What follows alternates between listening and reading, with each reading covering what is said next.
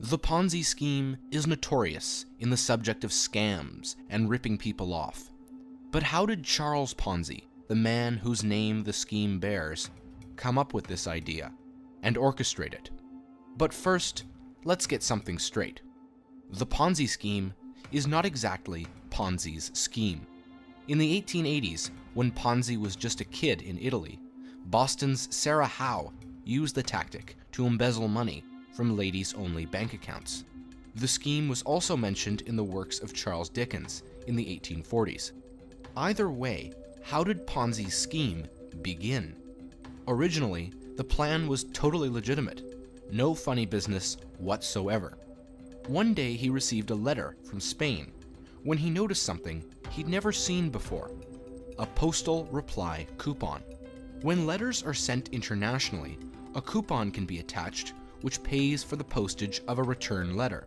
The interesting thing is that the prices for these coupons are different in each country. Ponzi's idea was to take advantage of cheaper postal rates in certain countries by selling them at a higher price in another. This is what's known as arbitrage, buying something in one market and selling it immediately for more in another. With Ponzi offering to double investors' money in 3 months, investors came in numbers. When investment returns were paid, most people simply reinvested it to maximize their gains. Many people noticed the great returns and even mortgaged their homes to invest. But Ponzi knew something the investors didn't. His original business plan was almost impossible. To transport these coupons from Europe to North America in sufficient amounts to make a profit would require Titanic-sized ships. A few thousand coupons would have to be bought, transported, and sold just to satisfy one investor. So Ponzi did the only rational thing for a swindler to do: keep the information to himself. Pretend that the business is going great, while all of the returns to the investors are simply coming from new investors being brought in. That is a one-sentence definition of a Ponzi scheme. You're essentially robbing Peter to pay Paul.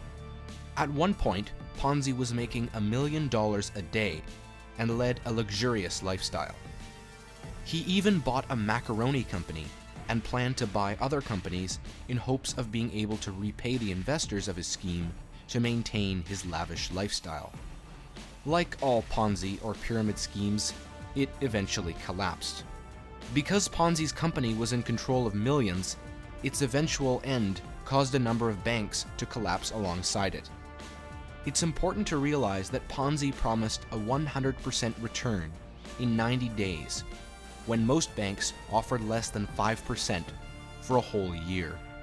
That goes to show that if it sounds too good to be true, it probably is. And until next time, thanks for watching.